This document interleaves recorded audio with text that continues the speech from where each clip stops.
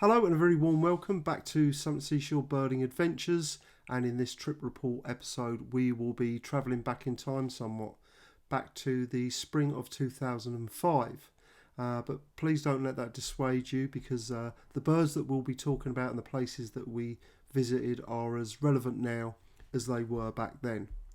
And our destination was to one of the premier birding locations in the whole of North America, and that was to the Lone Star State of Texas. Now, for us living here in the UK and possibly many people around the globe, the name Texas may conjure up visions of the Wild West, cowboys, native tribes, and of course the Battle of the Alamo. But for us birders, it evokes something completely different. This is the land where the endangered whooping cranes spend their winter until once again they head to their breeding grounds in northern Canada.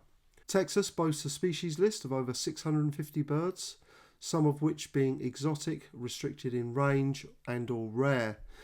This is where you'll need to come to see such wonders as plain chachalaca, Altamira oriole, green jay, olive sparrow, morelet seed eater, Audubon's oriole, golden-cheeked warbler, clay-coloured thrush, Tamaulipas crow, ringed kingfisher, white-tipped dove.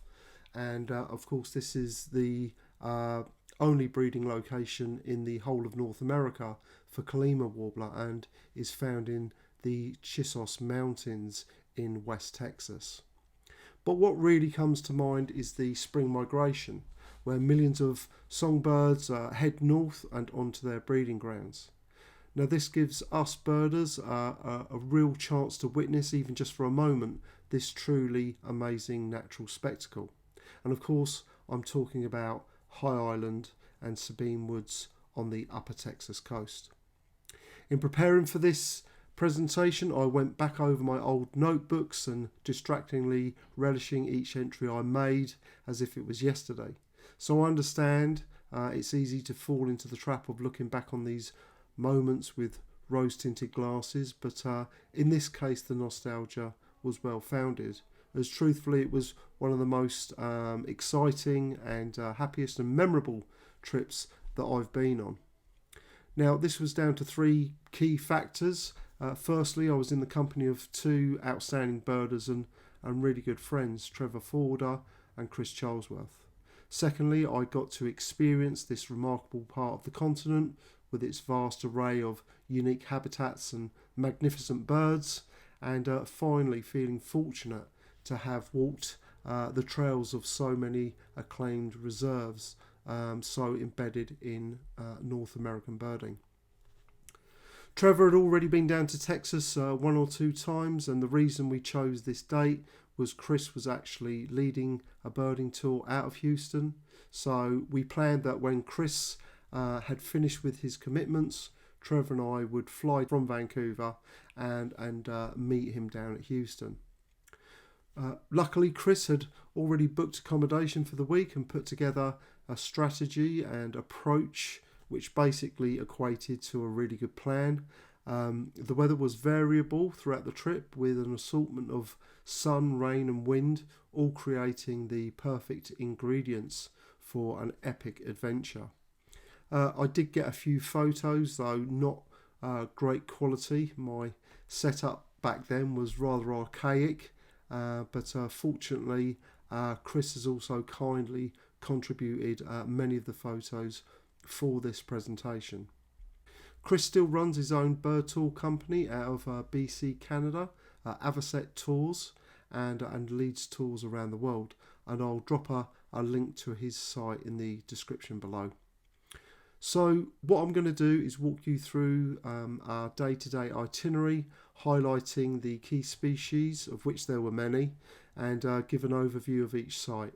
I'll also be sharing maps so that you can see some of the locations where we stayed, the route that we took, and the sites that we visited. Okay, let's just quickly orientate ourselves before we get into the trip report. Texas is the second largest state in the US next to Alaska and is around 268,000 square miles, making it nearly 3 times the size of the UK. It is bordered by Mexico to the southwest, New Mexico to the northwest, Oklahoma to the north, Arkansas and Louisiana to the east, the Gulf of Mexico along its southeastern boundary, and Houston is located roughly in the southeast corner. Well, it didn't take long for the whirlwind to begin as I tallied up 3 lifers before even leaving the airport area. Northern mockingbird, the state bird of Texas, chimney swift and red-shouldered hawk. Now, the original plan was to head straight for our accommodation, but as we still had daylight left and the plane had arrived on time, we decided to try for some special target species en route to the motel. 30 minutes later, we entered W.G. Jones StateForest Park, one of the nation's largest working urban forests. As we climbed out of the car, there were literally birds everywhere and species I had only ever seen in field guides. Chris and Trevor just grinned at my astonishment as I fumbled for my bins. There were a few targets here, but primarily the rare and endangered red-cockaded woodpecker and brown-headed nuthatch. Now, these woodpeckers are restricted to live pine forests in the southeast of North America and only just sneak into eastern Texas north of Houston. They have lost much of their habitat across the country due to logging, but now fortunately are protected in many areas. These birds are very unique and have an unusual breeding behaviour. Unlike other woodpeckers, this species live in family groups, with the pair having several helpers and cooperatively raising their young. Another interesting fact is that they drill out sap wells around the entrance of their nest cavity, causing the tree to leak pitch to deter snakes and other predators. Both targets were seen well, as were some other delights such as northern cardinal, red-bellied woodpecker, eastern bluebird, indigo bunting, Carolina chickadee and Carolina wren. So a short drive to People's Drive afforded us great looks at pine warbler, black-bellied whistling duck and an absolutely outstanding red-headed woodpecker. With our Texas tour well and truly underway, we headed north, just a 15-minute drive to our motel in Conroe, picking up scissor-tailed flycatcher and loggerhead shrike along the way. So Big Thicket is a massive area of over 113,000 acres and acts as a crossroads where southeastern swamps, deciduous forests, central plains, pine savannas and dry sandhills all converge and has to be one of the most diverse assemblages in North America. Our day, as expected, started with an early alarm call, and armed with coffee and binos we hit the road. An hour and a half later we arrived at an area within Big Thicket, spending 4 enjoyable hours exploring the quiet lanes where Piney Woods connect with deciduous corridors. Our first stop produced cattle egrets in the fields, yellow-breasted chat singing from the bushes, and black vulture, red-shouldered hawk and broad-winged hawk coasting over us. On the wires were northern mockingbirds, hooded warblers and blue grosbeaks in the pines, and indigo buntings and painted buntings along the hedgerows. So this pretty much set the standard for the rest of our time at this unique location. Mississippi kites effortlessly rocked and soared over the fields. A yellow-throated warbler played hide-and-seek amongst the willows. Prothonotary warblers proclaimed their presence in song in the wet wooded areas, and summer tanagers teased us from the canopy. It was a fantastic stop, and to be honest, I didn't really want to leave, but time, as always, dictates the day, and we had to move on. And by midday, we were back on the road and heading south. So, Tyrrell Park has a golf course, wooded areas, and a large man-made wetland. It's located on the south side of Beaumont, an easy side trip as we travelled south between Big Thicket and our next destination. Though it was literally a pit stop, it was well worth it as we added yellow-crowned night heron, fish crow and blue jay to our already growing trip list. Back on the road, we again headed south, a journey of 45 minutes to Sabine Woods. Now, before I continue, let me just pause for a moment and give a rough explanation to what's going on in the background and why the timing of our next stop was so critical for what we were about to witness. Here we can see the 8 main global migratory flyways, but specifically the 3 that we're interested in are the Pacific, Central and Atlantic flyways. April and early May is the time to witness, marvel and experience the wonder of spring migration here on the Upper Texas coast. Millions of songbirds have spent their winter in South America and the Caribbean, where there is abundance of food. Here they molt and preen, rest and put on fat reserves to fuel their return journey. As the days become longer and they are exposed to more sunlight, they become restless. Males begin to sing and instinctively know it's time to move. So over a period of several weeks, these birds head north and onto their breeding grounds, which can be as close as the southern states or as far as Arctic Canada. Some birds move north up through Mexico and the western states, and others from the Caribbean move through Florida and beyond. However, millions choose to take a different route, a faster route but with its own risks, the Yucatan Express. Each day in spring, hundreds of thousands, if not millions, of birds build up on the Yucatan Peninsula in Mexico, as if at a start line and are waiting for the checkered flag to drop. That prompt comes with sunset, good weather and a star-lit sky.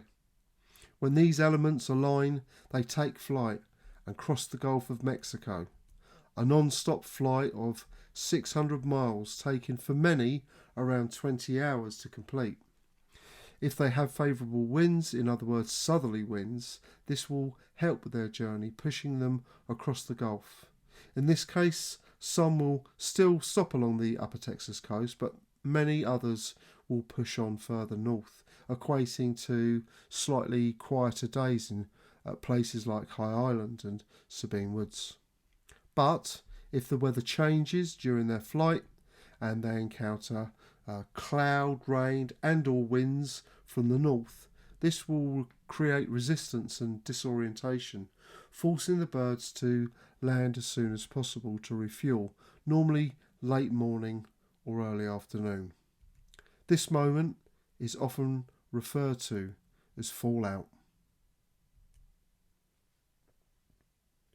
Sabine Woods is a relatively small treed area within an otherwise treeless marshy world inland from the Gulf Coast and just west of Louisiana. It is maintained by the Golden Triangle Audubon Society and is owned by the Texas Ornithological Society.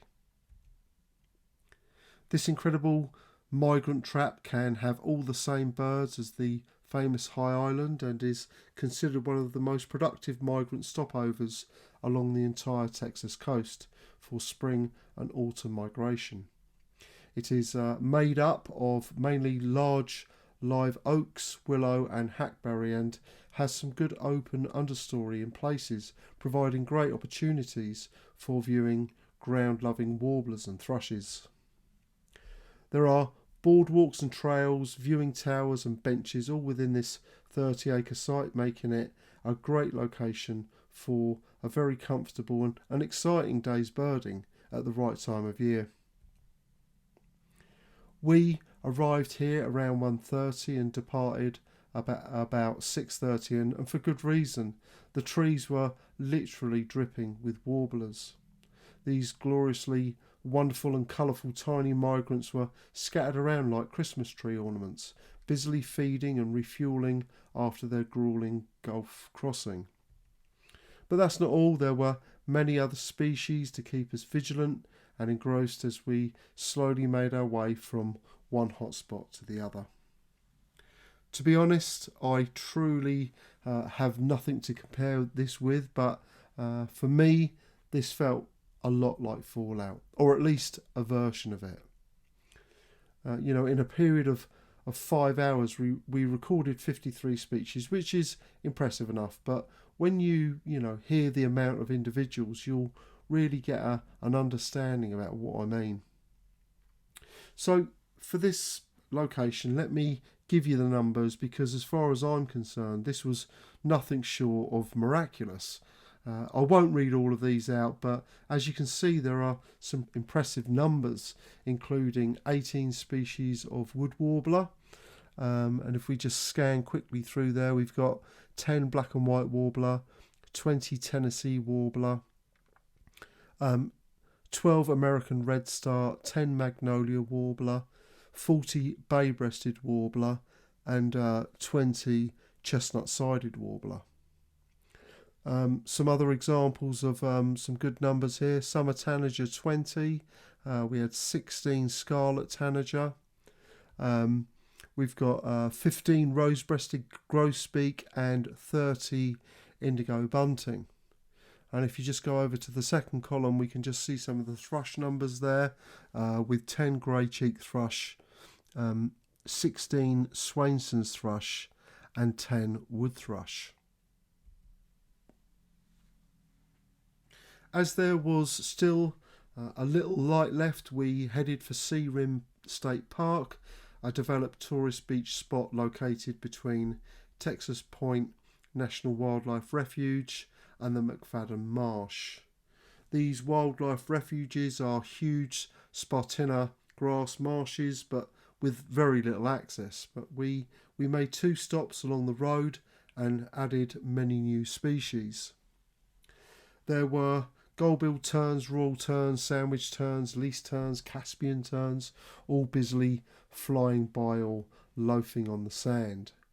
Piping plover, ruddy turnstone, sandling, eastern willet, spotted sandpiper, and black-necked stilt on the shoreline. Eastern meadowlark were singing from the surrounding fields. There was a dickcissel perched nearby and a sedge wren calling from the reeds. It was the perfect end to an absolutely incredible day. We then headed to Winnie, a 15-minute drive where we stayed the night. Anahuac National Wildlife Refuge is located approximately 19 miles from High Island, 20 miles west of Winnie, on the northeastern edge of, I think it's Galveston Bay, Trinity Bay. And this is an incredible reserve and has mixed habitat, including marsh, rice fields, ponds, and wooded areas. En route to the reserve, we made a few stops scanning fields for shorebirds. Here we saw Hudsonian godwit, buff-breasted sandpiper, lesser and greater yellowlegs, stilt sandpiper, and ruddy turnstone.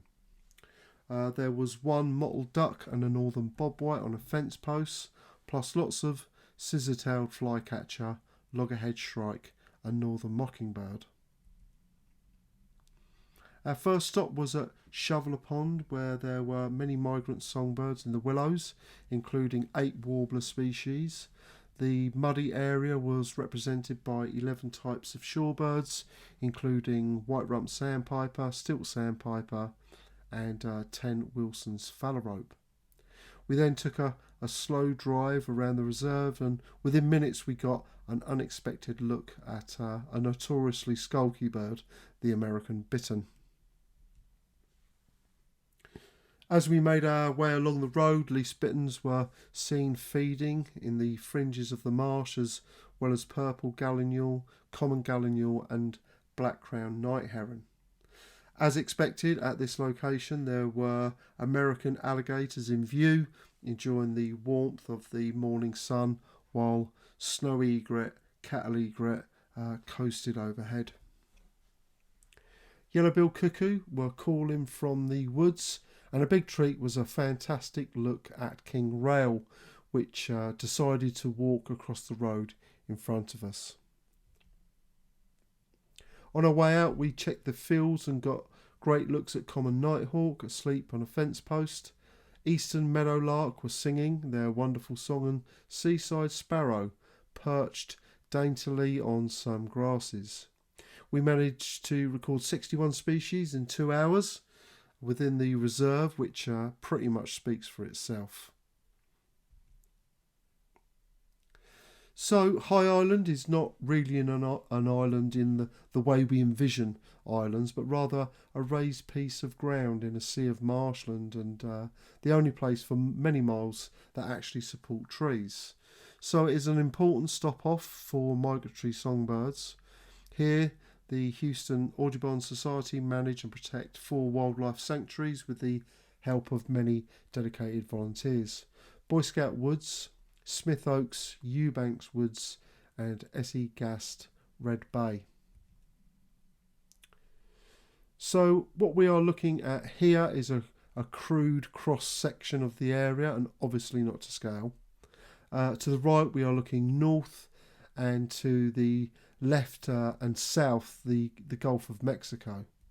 And as you can see here, the site is very close to the Gulf Coast. But what is High Island and why is it here? Well, below the surface is what is known as a salt dome, a diapir, a large concentrated amount of salt. Over thousands of years, a layer of salt has pushed up due to the pressure of surrounding sediments, squeezing this incompressible mineral and forming a bulge in the Earth's surface. This in turn has created a habitat where trees could grow and receive fresh water. In terms of area, High Island's footprint is around 16 square miles and has the highest elevation on the Gulf Coast from Mobile, Alabama to the Yucatan Peninsula, affording it protection from flooding year round, and now sits somewhere between 32 and 42 feet above sea level. As we were getting parked, I got my first look at Inca Dove and it finally sank in. I was here, Boy Scout Woods, High Island. The place that I'd read about so much, where Sandy Comito, Greg Miller and Al Levington had all navigated the trails in pursuit of their big year birds.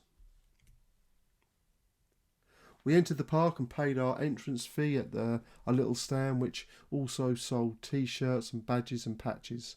Next to this was a drip where there are benches to view birds bathing and feeding, a great way to spend a few hours watching the comings and goings of these long distant migrants, washing the salt off their feathers and having a well-earned drink.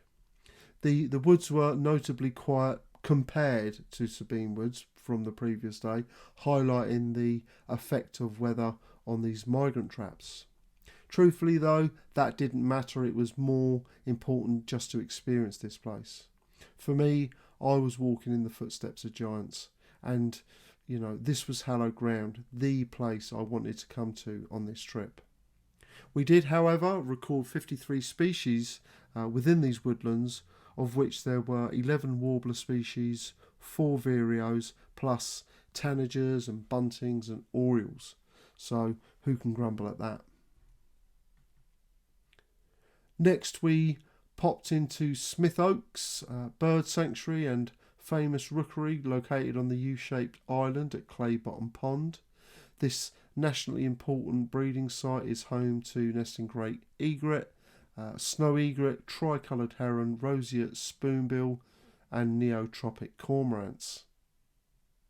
As we watched the comings and goings at the rookery, American alligators patrolled the margins waiting for chicks to fall from the nests, as great egret flew around the pond, some perched and displaying their wonderful plumage. The day was still young, however, and we still had a full agenda ahead, so again it was time to hit the road. Rollover Pass is located on the Bolivar Peninsula. On the bayside there are extensive mud flats where reddish egrets, marble godwits and many kinds of herons, egrets, gulls and terns can be found. We made a quick stop here and picked up some new trip birds, including American oystercatcher and black skimmer.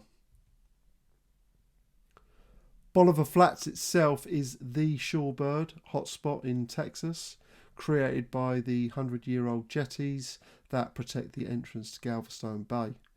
Bolivar has a great expanse of accessible mudflats where there is a year-round rotation of thousands of sandpipers, plovers, terns, gulls and herons, which are made up of both resident, wintering and migratory birds. Most impressive being the thousands of American avocet that build up prior to their breeding season. A short walk onto the beach produced a nice selection of shorebirds to sort through. Sandling made up the bulk, but also many black-bellied plover, eastern willet and ruddy turnstone were present. In the drier areas we were lucky to see Wilson's plover and horned lark, both breeders here, and a single reddish egret on the seashore. We then caught the ferry over to Galveston and headed to Tyrrell Park, a busy tourist beach where a rare bird had been reported, picking up two new trip birds en route, white-winged dove and crested caracara. Our rare bird was still in the bay and the most unexpected species I thought I would encounter in Texas.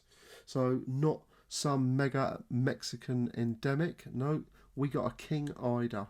Of all the birds I thought about seeing, this definitely was not on the list.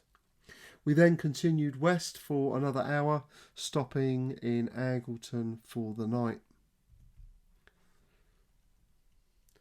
So an early start was met with moans and groans as we had to cover a lot of ground today, over a 5-hour drive south to Weslaco and the lower Rio Grande Valley. We had, however, decided to detour slightly off Highway 77 to include a road known as Hawk Alley on Road 285. Hawk Alley lived up to its name, and there we racked up an impressive list, including 17 Mississippi kite, 5 turkey vulture, 2 Harris's hawk, 1 Swainson's hawk, 1 crested caracara, and 1 white-tailed hawk. We also had ladder-backed woodpecker and golden-fronted woodpecker seen at the side of the road. Frontiera Audubon is a private non-profit organisation dedicated to the conservation of the environment in the lower Rio Grande Valley. This wonderful reserve is located in the town of Weslaco, and though relatively small, around 15 acres, it most definitely is an important area for wildlife. This little oasis provides breeding areas for many species with ponds, wetlands and Tamaulipan thorn scrub forest. During our hour-and-a-half visit, we recorded 53 species, and many of them being new species for the trip. These included least grebe, white-tailed kite grey hawk, plain chachalaca, white-tipped dove, groove-billed Annie, buff-bellied hummingbird, brown-crested flycatcher, Couch's kingbird, green jay, long-billed thrasher, curve-billed thrasher, olive sparrow, bronzed cowbird, and lesser goldfinch. So quite an impressive list there. This was followed by a quick stop at State Farm, which resulted in views of tropical kingbird, red-crowned parrot and great kiskadee. We then headed for our accommodation in Brownsville. So our first port of call today was the Brownsville Airport. Besides the Brownsville Municipal Dump, the airport is the best place to see Tamaulipas crow. A pair had bred under the weather tower in recent years, but unfortunately we did not see them. We did, however, get a Chihuahuan raven near Boca Chica before our next destination. So Sabal Palm Audubon Centre and Sanctuary is one of the most beautiful and critical ecosystems in South Texas. Sabal palms once grew profusely along the edge of the Rio Grande in small stands or groves. Today only a small portion of that forest remains protected on 527 acres of this Audubon sanctuary. On arrival at the centre, we checked in to see if any rare birds had turned up. and we were informed that a rare yellow-green vireo, more readily seen in Mexico, had been seen nearby. This was obviously a lifer for all of us, so we headed across the boardwalks to where it had been seen last. Chris and Trevor raced ahead. Of course, they have both been to Texas before, and so this was a big one for them. I, however, was still fumbling with my scope to zoom in on my lifer green kingfisher. In fact, I got two kingfishers at this spot, as North America's largest kingfisher, the ringed kingfisher, also put in an appearance. We all eventually got to see the yellow-green vireo, though it was a tough chase, the vireo playing hide and seek and singing and taunting us from the tree canopy. This was quite the morning actually. We had torrential downpours while trying to see the vireo, which where we huddled under some palm trees to wait for it to pass. Once the weather cleared, we all went out and walked around the sanctuary on our own. It was very enjoyable, with great views of green heron, yellow-billed cuckoo, tufted titmouse, blue-winged warbler, and many others. A total of 62 species were recorded at this location. So we then headed back on the highway to McAllen, where we would spend the night. Once we got our gear sorted out and into our room, we headed out for some nocturnal birding at Bensten State Park. Bensten is located next to the Rio Grande, and as such makes it a good place to look for Mexican vagrants, and a great place for owls and goatsuckers. It became a state park in 1944 and encompasses 764 acres. During our 2-hour walk, we got brief views of elf owl, though we could hear fall calling. We also got to see lesser nighthawk. We heard Chuckwill's widow, common paraki, common nighthawk, eastern screech owl, and great horned owl. Our departure from the park was actually quite comical, prompted mostly by bumping into a family group of wild collard peccary, or Mexican hogs, and wisely gave these large mammals a wide berth and headed for the exit. With more than 2,000 acres of tropical thorn forest along the lower Rio Grande River, the Santa Ana National Wildlife Refuge has a bird list of almost 400 species. Its specialties include hook-billed kite, grey hawk, all three kingfishers, both whistling ducks, and occasionally muscovy and Mars duck. There is a huge visitor centre here, which has good information on what has been seen recently and where. Once through the centre, there are lots of different trails covering a mixture of habitats, including open field ponds, Spanish moss covered woodland trails, cactus scrub, and much more. This was yet another site that was high on my most wanted locations to visit, mainly due to reading about it in Roger Torrey Peterson and James Fisher's epic book, Wild America. It was a very leisurely day where we all enjoyed birding at a slightly slower pace. During the morning we spent some time watching the comings and goings of two Altamira orioles at a nest site, and by midday all of us had split up and took some time to walk the trails. There were lots of good birds around and a few lifers for us all, where we recorded 51 species. The most memorable for me was a clay-coloured robin, or at least that's what it was called back then. Now it's known as a clay-coloured thrush. It took me some time to see this bird. I'd heard it calling through the day, but had not seen it, and finally on my last effort I got to see this elusive specialty. Now these birds are of eastern Mexico and northern Colombia, are in their area very common in lowland habitats, including parks and gardens, and are regular visitors to southernmost Texas and have actually even nested here. The remainder of the day was dedicated to driving, as we needed to get to our next destination and accommodation further northwest, spending the night in Falcon Heights. As we travelled towards Falcon Dam, we took a turn off to an area known as Chapeño, where we followed a white sign that read RV Park and another that said not responsible for accidents or theft. So my first impressions were not without concern. However, that didn't put us off. When we arrived, we were greeted by a very nice lady who told us a little about the birds that had been seen, and we paid our $2 fee, which, believe me, was worth it. This was the location in North America to see brown jay. There was a small room located in a big shed where you're able to sit and wait for the birds to show up. So that's exactly what we did. And within a short time, we were watching green jay and Audubon's oriole, golden-fronted woodpecker, and finally 3 brown jays came into the feeder, which was amazing. Little did we know then what we were witnessing wouldn't last, and as I write this in 2023, brown jay hasn't been recorded in the USA for over 10 years.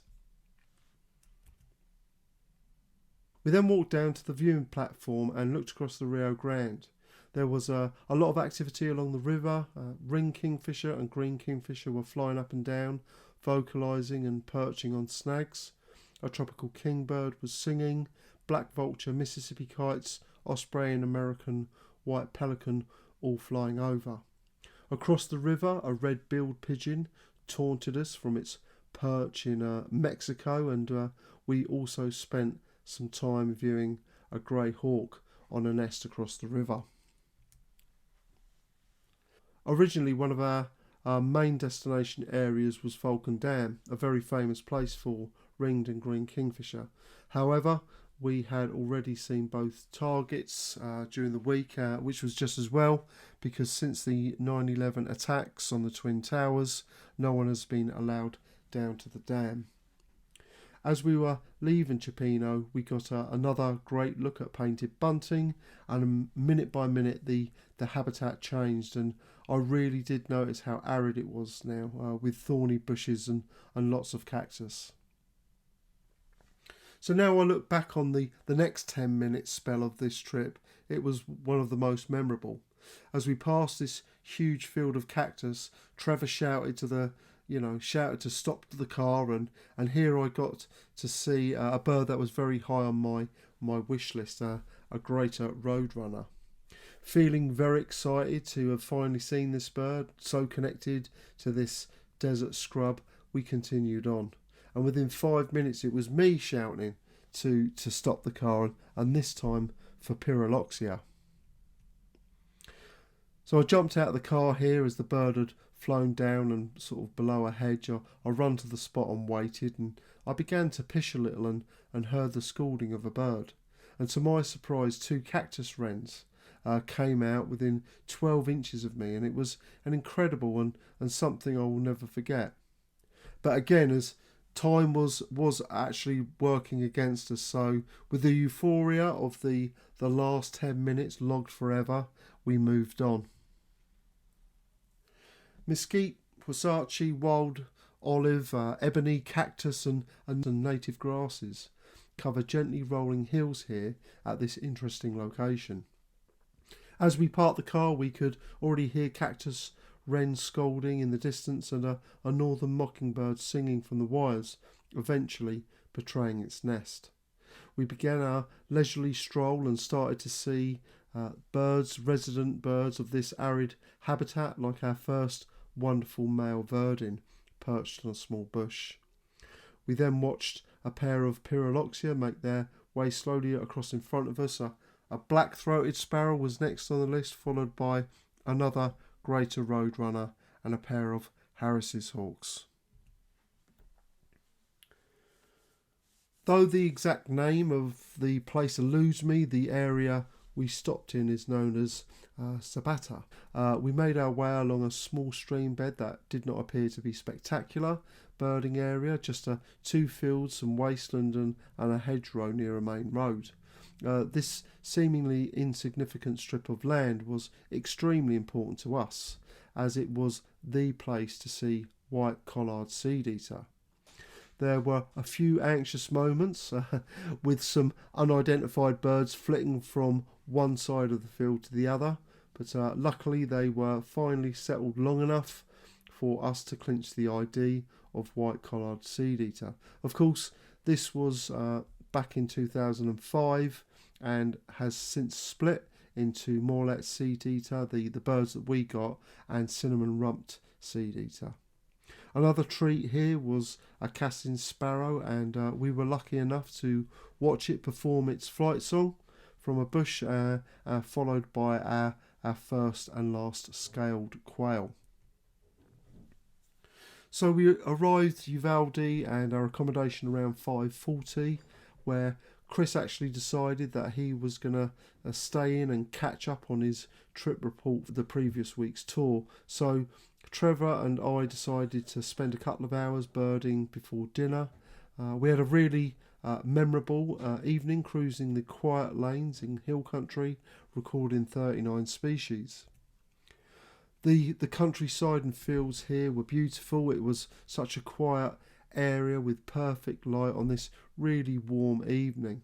Summer tanager, blue grosbeak, painted bunting and yellow-billed cuckoo were all seen skulking in the hedges. There were swarms of swallows hawking the skies, including 4 purple martin, and one of the stops was incredible with more than 40 lesser nighthawk, all hawking insects above us.